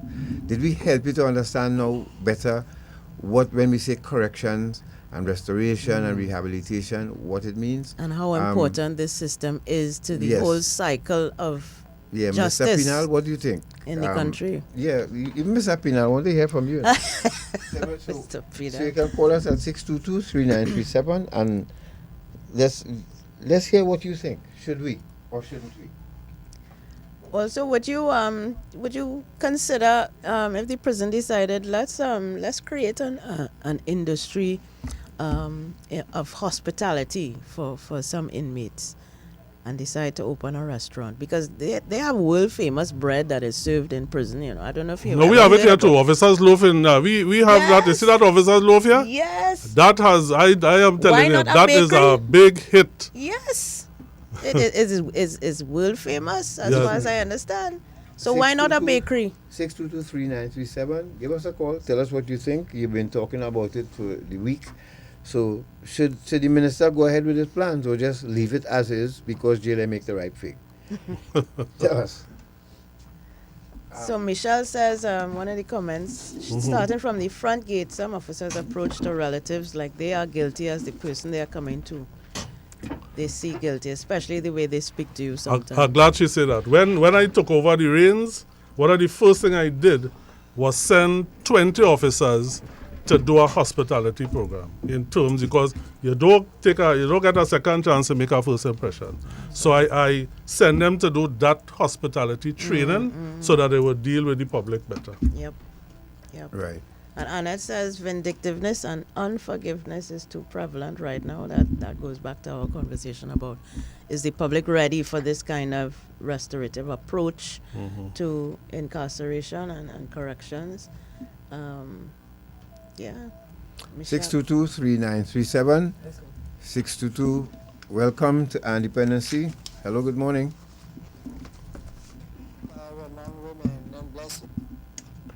Hello. Hello, good morning. No. Hello. Hi, good morning. Because they have real things inside of there. Because I was shocked to know that they come from the Anglo University. Yeah. I say, wow. So helping is nothing, remember? All of us are sinners. And some people make mistakes. So if we can rehabilitate some of them and bring them back to normal life, that's a good thing. Nothing wrong with that. All right. Well, nothing wrong with that. Yeah, well, thank you for your opinion. Because there are those out there who think that it should just be ball chain, busting concrete, and no kind of rehabilitation at all. Just lock them up, send them back out. 6223937. Hello, good morning. Sorry about that. 6223937. Good morning to you. Morning, Mr. Wilson. Hey, morning, my brother. How are you? And morning to Mr. Sinclair. Mr. Wilson, I'm terrified, you know. I might call it the Grim Reaper, you know. Why is that? Yeah. Well, Mr. Wilson, as you say, you witness everything that happened. But Garth and Natasha, boy, I know see how important this program is to shift in our minds and our conversations. At the end of the day, we are product of your environment. So if your environment is squalor and deprivation, when you come back out there, that's where you go in and practice. Yeah. So, and that's why it's so easy for some people to leave prison and go back to a certain environment and blend in. Yes. Because the amount of stories I get from people I grew up with inside Frederick Street, I remember Spawner, St. James Island, I was mortally afraid. But not everybody have that capacity, and a mother that I had fear. I'd fear my mother, right? Because she said she's not coming to look for me there. You understand what I'm saying? Yeah, and in mind she how she really would do that, but she will still come. You understand? But so the reality is that the program is very, very important. That what you're saying is remand yard, that's what needs to be fixed. You understand? And unless that is fixed, as I heard Senior Counsel Martin Daly say, that's the main issue. A man can be in the 8 and 9 years waiting, either guilty or innocent, and the pendulum just swinging when that bitterness and all that bottle up. You understand? Before he is adjudicated on. That's more bitterness. So, morning again, Mr. Wilson. I'm not going to call it the Grim Reaper. morning. Take care. Mr. Wilson, you want to tackle it? Mr. Wilson, what about a mentorship program for released inmates considering the non-existence of pre-release programs? Well, that's not true, and I know you will. No, to good to say reduce that. recidivism funded by private or state or sustain the program. We could answer after this call. Right. Hello. Hello. Good morning. Yeah, good morning to you and the panel and to Mr. Wilson. Morning. Morning to you, Mr. Wilson. Well, I'm from South. Okay. St. Marlin area. And I will listen to you every Friday. Once I'm outside in the yard, I'll make sure my earbuds in my ears and listen to you. So how, you're bringing people from different sectors and let us share their experience so other young people will get an idea how life is all about. Now, we're talking about the prison. I mean, you are doing a very good job. And do it unto God, not your man. Yeah. Very good. And Mr. Garth, you are doing a very good job. I promise you to get the presidential medal. But I'm working on that film. You will get it. You will get it. You will get it. Now, they're talking about reformation, right? Yes. Sometimes somebody go to kill somebody, but the intention wasn't to kill the person. Yes. But just because of the violent nature, the person ended up coming and die. Now, the person of the victim will be aggrieved. Yes. Now, you have to pay the time. They say only the time, you have to pay the time. But not because you have an inmate. I don't mean to say you can reflect on yourself and ask God to change your ways while you're inside it. So the years that has been prolonging inside it, you will learn to do something. And like you see, society is feel that when you come out, they still look at you as a inmate, a prisoner, a killer. Yes. But I remember, listen to me, I remember my grandma used to go Seminary Adventist in St. Marlin. I was young at that time. I had a guy named Pastor Barker, Brother Barker. Yeah. He was a serious inmate. When that guy came to St. Madeleine, listen over there, we talking to, we love God. Listen, we love God. I'll close up just now. We love God. I was in the back pew, and my mother was in the back pew. A lady was sitting on the camera. Brother Barker came in late, and he came and sat down next to the lady. The lady kept inching until she couldn't go no way further. and when I watched God and the call of Pastor Barker to speak on where he come from and where he is today. Watching the woman get that chill. She didn't believe that was a serious inmate next to her. But the way she watching her kind of way. Sometimes you go to church and say we are God, but not really true, You don't really manifest enough, But what you are doing a very good job on a Friday. And Mr. Garth and your madam, congratulations, May God keep bless and keep you all and give all of the strength to go on day to day. All right. I'm listening very much. Thank you. Nice. Thank you, sir. I appreciate the kind words. Yeah, you want to respond to the person with no pre-release programs and... Right. Well, of course, that is not true because Vision and Mission, to which I belong, we have the pre-release program, and of course, we have a facility where we would take persons who have nowhere to go when they leave prison or they don't want to go back to the same environment. And we have all the programs and so on there, and we We feed them, we keep them sheltered, and then we find job. We have job placements for them. So there is a place. Okay, great. 622-3937, and you can. We are speaking with former Commissioner of Prisons, Mr. GERARD Wilson. Mr. Pinal, call now, man. I not like you, So you could call this program because I know you always have an opinion about, and now the man who could challenge it toe to toe. Why don't call him and debunk some of the things that he says? Because I know you and a few others, you always try to make people who make wrong choices suffer for the rest of their lives, and which I find is so unfortunate. So 622-3937. I hope you'll call. Be a big man. Call. I have no problem with you. All right. Hello. Good morning. Pleasant morning. High Independency, right? Yes, morning. Yes, lovely. I must commend the Homeland Security Minister for his wonderful decision. And this is what I liked, is that he was a talk show host. He was dealing with crime, and he made sure he presented himself under pressure. That was it, because we saw what he would have gone through from even his co-workers and people from the public he would have dealt with that broke the law. And so he decided that he's going to go in and bring reformation. So I'm going to commend him on behalf of that. And your program, it is so informative that it brings an education and enlightenment for us to understand what is happening. I also like the idea that you all would have gone out of Trinidad and Tobago and compare prison systems, with probably in Canada and I think it's America you're talking about, the UK. And the information returned to us and how we can now work and make the necessary changes, and not just talk, but change, implement changes and proper development. So I really appreciate your vision, your mission, your purpose. Right? Have a great one. And so Mr. Jaron and so on, the former Commissioner of Prison, he was one of my favorite customers. When he heard this, he would know. The Bobande, yes, the Bobande bamboo.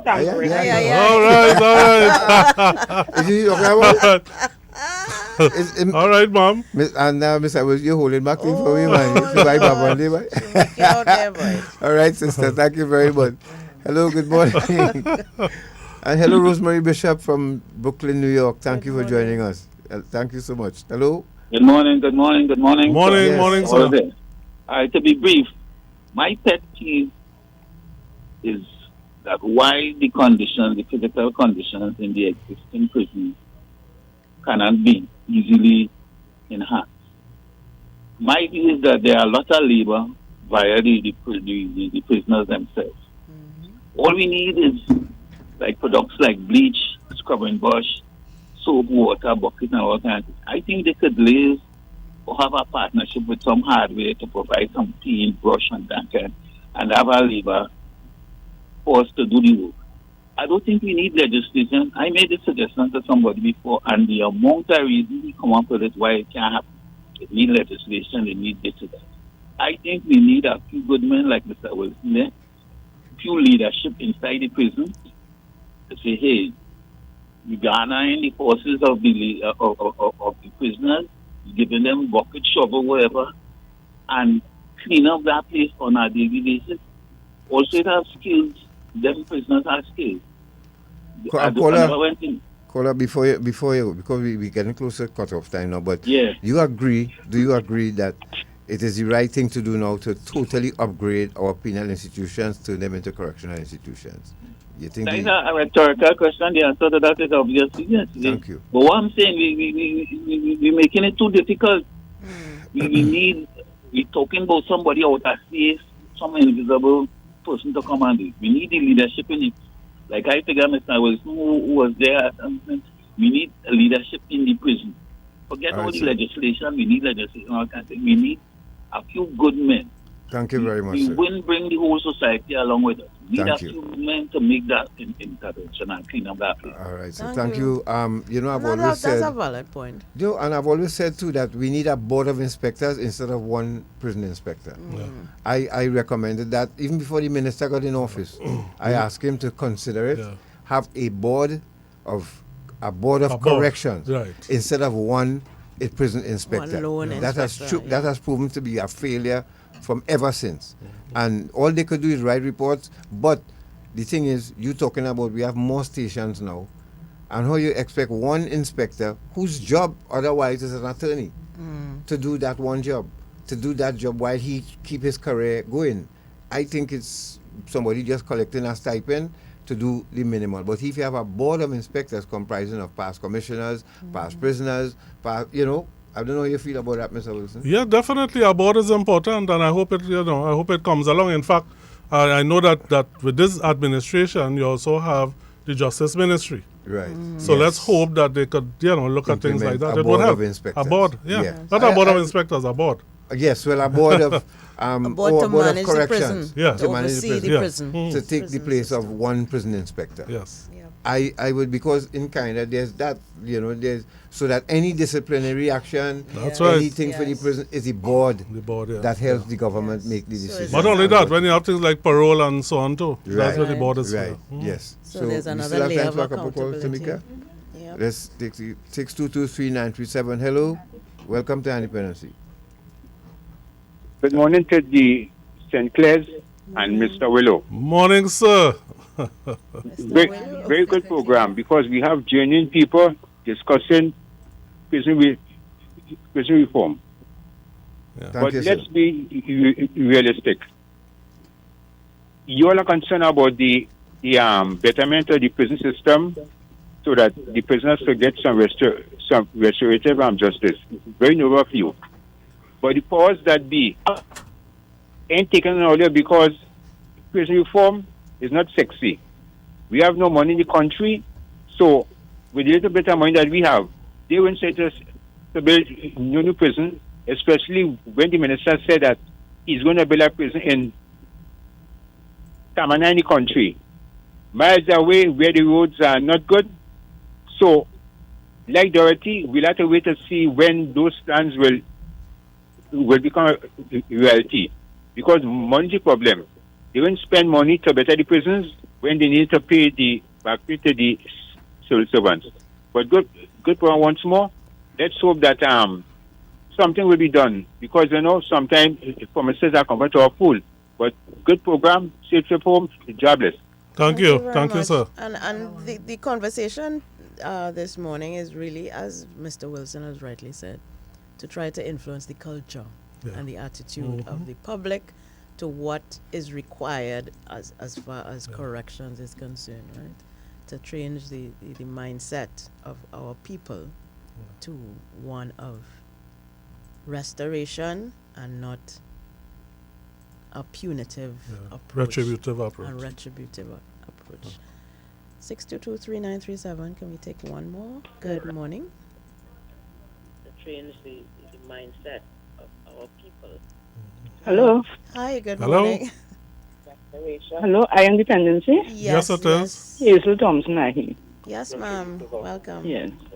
You can All turn right, off I've been trying your to get radio first, please. We hear any feedback. Okay.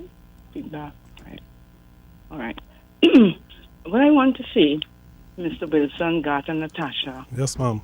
is the guiding principle for our prison system is that people go to prison for punishment.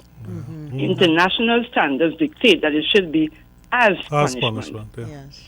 So until we change that, there wouldn't be the push to change the philosophy and whatever happens in the prison to better the conditions. Because you must recognize that these are human beings. And under inhumane conditions, we're not going to get the required change. I know you all have been trying your best. Now, what has happened with the Sycamore Street project? I went when we had the grand opening. I tell you, whiskey was flowing. Theodore Young was minister at the time. The food was great. He came into Parliament and he announced, Senator Thompson and I were together in the prison. And mischievous me said we were not together in the prison. We would at the same time, having been independently invited, and everybody thumbed the desk. So I'm sorry I hurt him, but I had to be mischievous. But there is a lot of changes that can be done, but there must be education on the fundamental principles to govern. Now, another time I asked a question, I think Minister of National Security, about the visitation, and he talked, computer, only to find out is one computer for you to contact your parents, to contact your children. So many children out there, any parents in prison, Yes. So we do a lot of making as if, rather than doing what we can do within our resources. There's much to be done. I attended the graduation when the women prisoners, not the women prisoners, the women officers, they finished the project and they're raring to go with the Sycamore Tree project. I was very impressed with them. Yes. And I don't know what is happening with that, but it's something that was happening in Europe some years now. I remember the people in Hungary, very, very active in what they were doing. What is happening? The last time I think I heard is we had one meeting. So I would like to know if that has been increased now, because it can be a tremendous project. Yes. All right, Mrs. Thompson, thank you very much for your Thank you, report. ma'am. Thank you very much for listening as usual. And All right. Always there. Very important work that you do. Thank you, ma'am. Thank you very much. I have a mind to do something for you, but I'll let you know later on, okay? All right. Take care. Be happy to hear that. All right. Okay. So, what also I would like to see that, and I hope to God before I pass away, that anybody will see the importance of us contributing to prison radio. We didn't put that radio station there for people to be stars. And certain people to take it over and be stars. We put that radio station there because of what we saw and how important it was and how it worked for people on the outside. Yes. Media People on the inside is for most education. importantly. People on the inside, sorry. I have been made a member of Prison Radio International. I'm the only one from the Caribbean on this board. And yet, we don't have a say at RMR. Trinidad and Tobago is a very funny place. And I am ashamed to let them know, and I never let them know. I'm happy to be on the board. And they felt that as the only former prisoner who started a radio station at prison, every other radio station started in prison overseas was by civilians. Never a former prisoner. I'm the first one in the world. And I have that on record with the head of PRI saying that.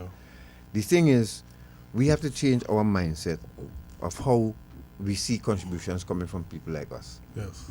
Prison radio is an important tool for not only prisoners, but for officers as well.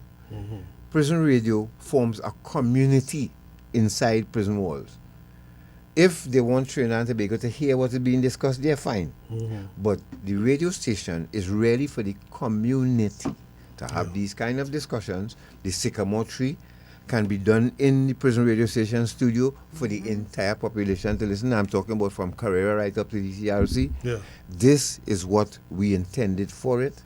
And unfortunately, we weren't trusted, let me just say, because there were utterances that no civilian could run a prison radio. It's civilian who put it there. Correct. And people who don't know anything or have minimal experience in media now push us at the side. That is the most heartbreaking thing for me. It's like making a baby and somebody taking it. For some reason, we couldn't get everybody to understand that. So I'm hoping that we will be able to help them make use of that prison radio station. And in a more positive way, right? Tamika, thank you very much for 2 extra minutes for closing remarks from you, Mr. Wilson. Right, God, Natasha, let me say thanks so much for inviting me. And, conversations like this, I hope it goes a long way. And one of the things I would like to see is the prison service moving from prison to corrections. Yes. All right. I would love to see that in my time. And I hope that, as I said, the minister gave his blessings in order to help the prison service. Yes. And I think he will come true. And let's see what happens. Well, we will let the public know how it goes, how it's progressing. Tash? Yeah, I would just like to see less talk and more action. I mean, yes, we're talking here now, but I would like to see that the leaders in this field take action to make things happen and to drive change. Yes. So all you folks who joined us this morning, once again, we love you. Thank you very much, caring professionals and the folks up there, and all of you who continue or want to support us. Please, please help us keep this program going. Oh, as you say that, let me put up the The GoFundMe, the TNT Fund information about how to support Iron Dependence. Yes. You can donate. So it's on our YouTube and Facebook live stream right now. You could take down the number, the Republic Bank account. You can donate to us directly, or it really does help when you like and follow our Facebook page and the YouTube channel. Of course, like the live when we're on. Yes. So yeah. Thank you once again. And next Sunday, God's willing, we'll be discussing recovery from cocaine and other drugs with a client who volunteered to tell her story. And you will also have the head of Serenity Place Empowerment Center for Women, because we have a lot of issues with our young people right now with substance abuse. It's escalating, it's growing, we know it. We're not trying to excite you, it is real. And they'll come next Sunday, God's willing, to let you know how to deal with this and where to get help for people with substance abuse and other ills treated with. All right? So take care. God bless you all. Tamika, thank you very much. And Stormington before you, and those folks, have a great Sunday. Be careful. And please keep your head on a swivel. Good afternoon.